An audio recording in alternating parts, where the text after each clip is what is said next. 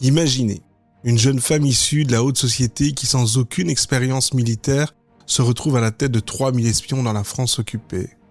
Une femme traquée par la Gestapo, capable de s'évader d'une prison de la plus impensable des manières et dont les renseignements ont contribué à libérer l'Europe. Voici l'histoire de Marie-Madeleine Fourcade. Marseille, 1909. Marie-Madeleine naît dans un milieu privilégié, elle est instruite, raffinée et évolue dans les cercles de la haute société. Elle se marie jeune, a des enfants et mène la vie parfaitement rangée que l'on attend d'une femme française bien née du début du XXe siècle. Rien dans son parcours ne laisse présager qu'elle deviendra l'une des plus redoutables chefs du renseignement de la Seconde Guerre mondiale. En juin 1940, la foudre s'abat sur la France. Elle tombe face à l'Allemagne nazie en l'espace de 6 semaines. Alors qu'une partie de l'élite accepte l'occupation et que certains choisissent même la voie de la collaboration, Marie-Madeleine fait un choix radical, celui de la résistance. Elle s'allie avec Georges Loustonneau-Laco, un officier de l'armée française qui commence à construire un réseau de renseignement clandestin baptisé Alliance. Ensemble, ils recrutent des agents, établissent des lignes de communication secrètes et transmettent des informations vitales aux Britanniques. Mais en juin 1941, le coup de filet tombe.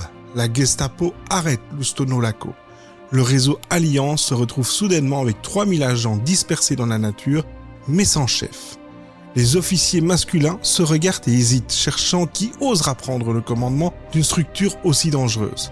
C'est alors que Marie-Madeleine s'avance, elle a 31 ans, elle n'a aucune formation militaire, aucune expérience en espionnage. « Je le ferai », dit-elle simplement. Les hommes sont sceptiques, c'est une femme, elle est jeune, elle n'a jamais commandé.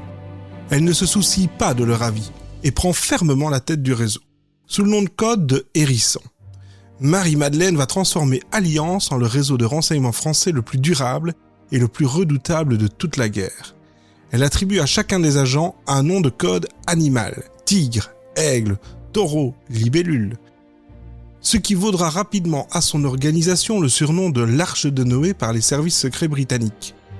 Si vous aimez découvrir ces destins extraordinaires, pensez dès maintenant à liker et à vous abonner au podcast sur vos plateformes d'écoute préférées. Et surtout, rejoignez-nous sur la page Facebook Les Histoires de Papa Mika pour soutenir l'émission. Ce qui est important également, c'est de partager le podcast à vos amis, à votre famille et à tous les gens que vous connaissez autour de vous. C'est ce qui me fait le plus plaisir. Alors d'avance, merci beaucoup. Continuons l'histoire du jour. Désormais, ces agents opèrent dans toute la France. Leurs exploits sont majeurs. Ils photographient les défenses côtières allemandes avec une telle précision qu'ils parviennent à dresser une immense carte détaillée des fortifications de Normandie. Ce document sera crucial pour la préparation et surtout la réussite du débarquement du 6 juin 1944. Ils suivent également les mouvements des sous-marins allemands permettant aux Alliés de couler les redoutables U-boats et localisent les sites de lancement des fusées V1 et V2 avant que ces armes de terreur ne s'abattent sur Londres. Chaque jour, ils risquent la mort. La Gestapo les traque sans répit, infiltrant des cellules et torturant les agents capturés.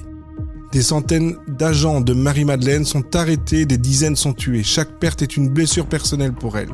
Et chaque fois qu'un réseau est démantelé, elle le reconstruit. Elle change constamment son apparence, de coiffure, de vêtements et ne reste jamais plus de quelques nuits au même endroit. Nous sommes en juillet 1944, le débarquement a eu lieu, la libération approche, mais à Aix-en-Provence, la Gestapo finit par rattraper Marie-Madeleine.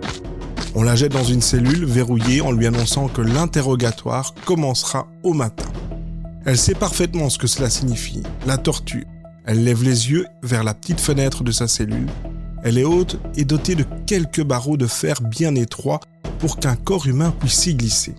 L'espace fait à peine 20 cm. Mais elle refuse d'abandonner. Elle attend la nuit profonde, puis se déshabille entièrement car le moindre morceau de tissu ajoutera un volume fatal. Elle grimpe sur une chaise, elle passe d'abord la tête, le métal lui écorchant la peau. Ensuite, elle passe les épaules, elle se tourne de côté, comprime son corps et de toutes ses forces malgré la douleur aiguë, les côtes puis les hanches. Elle croit un instant rester coincée. Elle pousse plus fort, la peau se déchire, le sang rend le métal glissant et soudain, elle est dehors. Suspendue dans le vide, nue et blessée, elle se laisse tomber. Mais quelques jours plus tard, elle reprendra contact avec son réseau. La guerre s'achève en mai 1945. Après le conflit, le général de Gaulle va créer l'Ordre de la Libération, la plus haute distinction pour les héros de la Résistance. Sur 1038 personnes décorées, on ne compte que 6 femmes. Marie-Madeleine Fourcade n'en fera pas partie. Préjugés de genre, rivalité politique, refus d'admettre qu'une jeune femme a surpassé bien des chefs militaires, la France tente de l'effacer. Mais elle ne se tait pas.